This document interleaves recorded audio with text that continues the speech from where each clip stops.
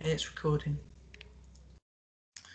Hello, and welcome to another one of the 5 specials from the Recovery College, A Year Living with COVID.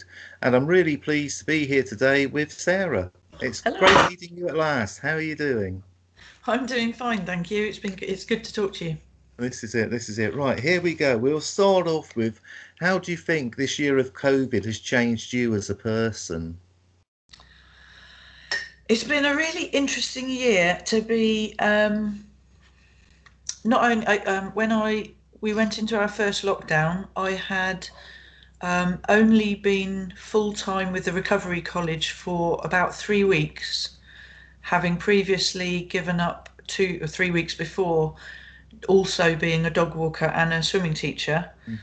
And suddenly, my induction was not only getting to know the team and the rest of all the work with the Recovery College, but to find out about Skype or update myself on Skype because it was a long time since I'd used it. That was interesting for me But as getting well. used to then delivering courses over Skype, signing people up many people I've signed up and gone through all the courses with and progressed on to other employment and other activities that I've never met, which has always been very weird because I really like person to person interaction most. But I would say I've got better, although yesterday's course, me screen sharing wasn't my best, but better at Skype. I have realised that we have such a superb team and that I'm ever so lucky to be working with them. And that I've realised through having not only friends and family, but also for work, that actually being able to really focus in when you're listening to people and be aware of the gaps, whether people not messaging or not, and finding creative ways to be in contact with people so people, even if they're surrounded by other people, know that somebody else is thinking about them and they're not forgotten.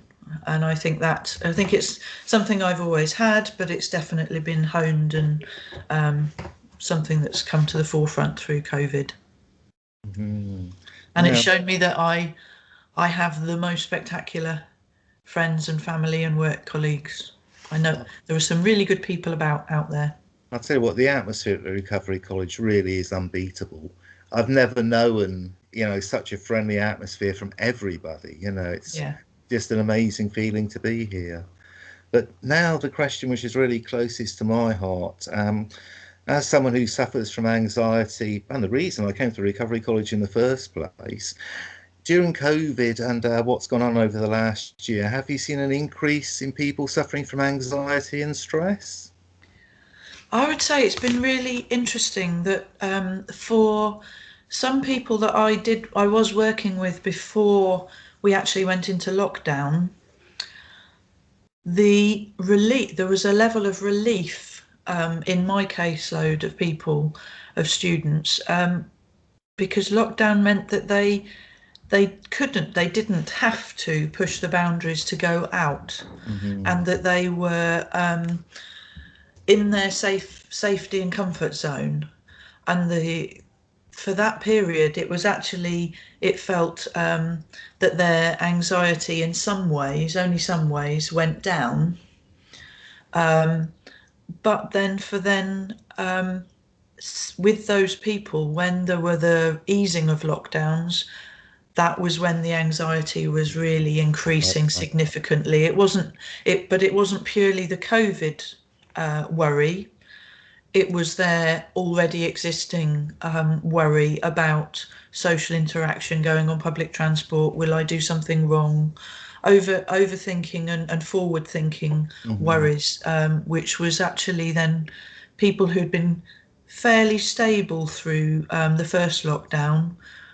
When it came to the easing, that's when quite a few of those people who were nearly at the point of moving towards employment or other courses, they actually had quite big wobbles. So it was a real interest. But then also we had a lot of people coming in who'd been hadn't experienced high levels of anxiety. That COVID itself was the biggest biggest worry about everything from meeting people, talking to people, about friends and family, needing to go and get shopping or other things, and also about regular day-to-day things like how am I going to pay the bills, and I can't get through to somebody and I'm worried about being on the phone.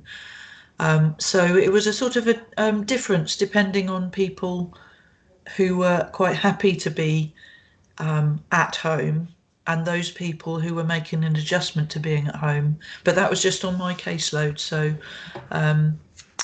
but what I did see as well, and it was a joy to see in every person, were to see those movements through their time with us on Skype, but then also people who weren't on Skype that we were still in contact with were actually saying, no, I found out I've gone to the bus stop and back, or I'm making a plan for how I'm going to think about coming out of lockdown, which showed then when they took a small step, and the small steps that we always talk about, they were making progress. And I get very proud of people, and I felt very proud that you could hear that there'd been a movement forwards, and the being able, the most proud is when people realise it themselves and they're saying it wasn't as scary as I thought. That is so true. It's true, but as you're becoming aware, I'm quite a softie, and I just feel very proud when people make progress. So does that answer your question? It definitely answers my question, and thank you for that. And now I suppose, is there anything you've been really grateful for or of during lockdown? I felt very, very lucky. We were talking previously to this call about the fact that one of my oldest dog is no longer with us. And because of lockdown, I had to work at home. So for the last year of his life while he was ill, I got to spend every day with him, which was very lucky. And I wouldn't have had that. But also I think I was getting very creative. I like friends and family and meeting people and contacting people, and I was finding ingenious ways to keep in contact with people and to bring people together that were perfectly capable of getting together either online or through the post or things, but seeing things and sending things to people around the world, friends of mine and family as well, getting flowers delivered out of the blue. I did, Jamie, our beloved manager here at the Recovery College, is very good at pop quizzes, especially as he uses the same questions quite often, so we know the answers by now. But he shared one of his Christmas quiz, and I did 3 different versions of it with 3 different sets of friends and family across the world, the furthest being Kuala Lumpur. And it just gave a little boost to everybody. So I knew I was quizmaster each time, but it just meant I brought 3 different sets of people together, and we'd all been messaging and talking, but we weren't on screen together. We weren't laughing at the reactions, and actually just those little things helped. So I was really grateful for those things, because although I organised them, they boosted me up as well. They recharged my batteries. Definitely. Oh, that's a fantastic story.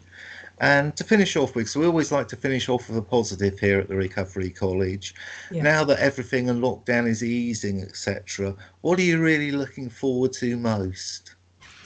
I can't wait to go and hug my mum up country. It's been difficult to see her at a distance, but not only recently, having spent 6 hours in her company last year is not enough. I love my mum, but seeing friends and family, traveling, I love to explore, and dancing. I've already got my eye on various festivals and events and things. I've been doing lots of online plays and training courses and all sorts of things, but there's nothing better than leaping about, thoroughly enjoying yourself at a festival. That sounds really good to me. And comedy. I've got my eye on quite a lot of comedy that I'm hoping will happen. Oh, anyone knows me. I love a silly moment, so I hope you get as much as possible there. Well, Sarah, it's been absolutely fantastic talking to you. Thank you for your time. It's been an absolute pleasure. It's been great. Thank you. Thank you. Bye. Bye.